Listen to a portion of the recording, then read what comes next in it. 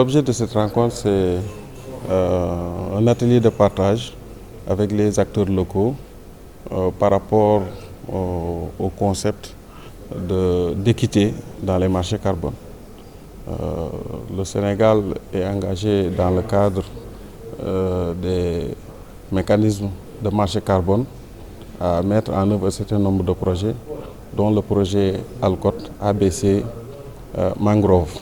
C'est un projet de reforestation de la mangrove au niveau de la Casamance et au niveau du delta du Saloum. Aujourd'hui, nous étions réunis pour pouvoir échanger davantage sur les mécanismes de marché carbone et aussi essayer de voir comment partager avec eux les principes directrices de ce que nous appelons l'équité dans les marchés carbone. Donc les débats ont été très fructueux et on en a profité pour sensibiliser davantage les acteurs sur cette opportunité-là de financement qui existe par rapport au combat que nous menons contre les changements climatiques et comment faire de sorte que ces projets-là soient profitables pour les populations, soient profitables pour l'État du Sénégal.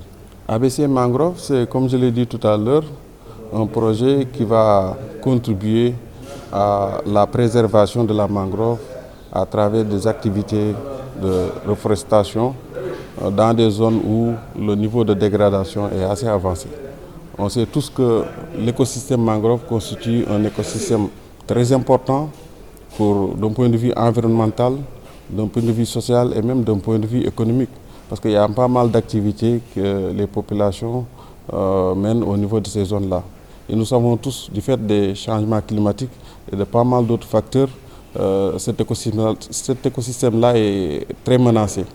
D'où la nécessité de travailler dans le sens de la restauration, dans le sens de la préservation et dans le sens de la reforestation. ABC, c'est un projet que Alcott Sénégal est en train de réaliser en partenariat avec les communautés et les services étatiques pour pouvoir de façon durable contribuer à la préservation de cet écosystème-là qui est très important pour les populations et pour l'État du Sénégal. Alcott, c'est une compagnie spécialisée dans le développement de projets et surtout de projets carbone. Alcott intervient dans pas mal de pays, notamment en Afrique, en Amérique latine et en Asie. Et dans le cadre de cet atelier-là, on a essayé autant que faire se peut d'associer des participants qui viennent de ces pays-là pour qu'ils puissent partager avec leurs pairs sénégalais leur expérience dans le domaine de développement et de mise en œuvre de projets mangrove. À travers cette représentativité au niveau international de Alcott, nous voulons au maximum en faire profiter les bénéficiaires des projets au niveau local.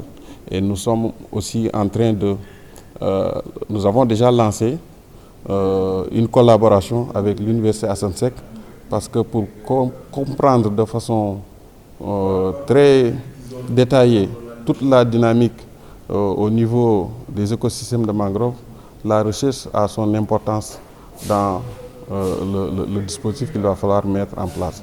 C'est la raison pour laquelle nous avons profité de cette opportunité pour nouer un partenariat avec l'Université Assane Seck de Ziguinchor et essayer de voir comment s'appuyer sur la recherche pour mettre en œuvre un projet et mettre en œuvre un projet de façon durable.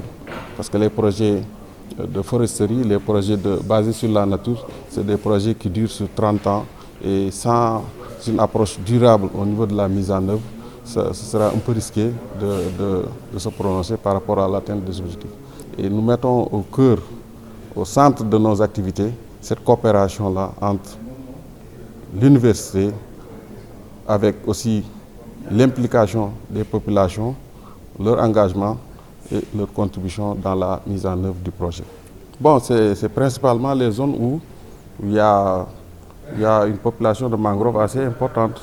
C'est au niveau du delta du Saloum, c'est au niveau de la Casamance, de façon générale, la région naturelle de la Casamance. Et ce sont les deux principales zones qu'on a ciblées. On avait aussi l'objectif d'aller vers Saint-Louis, parce qu'il y a un peu de mangrove là-bas. Mais tout cela va être défini par les études en cours qui vont nous permettre d'identifier les sites les plus favorables pour des activités de restauration et pour des activités de reforestation. Donc nous sommes en train de travailler là-dessus, en étroite collaboration avec les universités, pour voir comment, de façon durable, on peut mettre en œuvre un programme au niveau national, mais aussi au niveau sous-régional.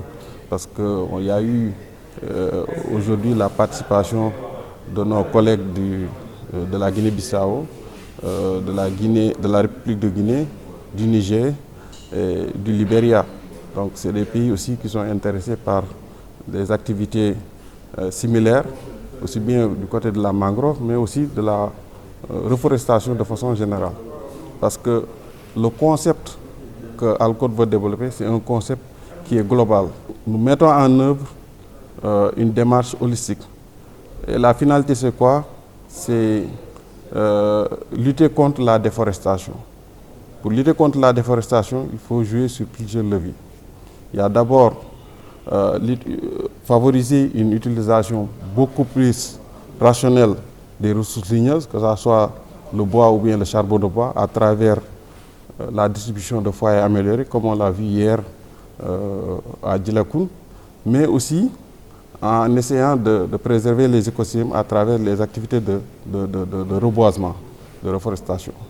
Donc on veut jouer sur ces deux leviers et progressivement essayer de voir si, en termes de combustible domestique, on ne pourrait pas utiliser le biocharbon comme étant un combustible de cuisson, pour éviter davantage l'utilisation du bois ou bien du charbon de bois qui se traduisent par une pression sur les ressources forestières. À travers ces projets, nous envisageons de valoriser le potentiel carbone qui existe dans ces projets et valoriser sur le plan international ce que nous appelons les crédits carbone, qui peuvent constituer une source de revenus additionnels permettant une bonne mise en œuvre des projets et prendre en charge les activités de reboisement et les activités génératrices de revenus pour le bénéfice des populations, parce que ça a été une demande assez importante des collectivités qui voudraient que le projet soit accompagné par des investissements sur le plan social, la promotion d'activités génératrices de revenus pour que la collaboration puisse être durable au niveau des zones cibles. Et c'est la raison pour laquelle nous comptons, dans le cadre de ce marché carbone, mettre en place un dispositif de partage équitable des revenus carbone. Donc c'est ces concepts-là qu'on a voulu développer, échanger avec les populations, compte tenu même aussi de la complexité de la question, essayer de voir comment renforcer davantage les capacités des acteurs clés pour qu'ils puissent mieux comprendre ce mécanisme-là, le mécanisme de marché qui est assez complexe et qui est devenu beaucoup plus complexe dans le cadre de l'accord de Paris, parce que nous sommes actuellement, nous vivons un changement de paradigme avec l'accord de Paris, où nous avons cet article 6 qui donne les lignes directrices de comment on peut coopérer dans le cadre de ces mécanismes carbone et dans le cadre de transactions de résultats d'atténuation.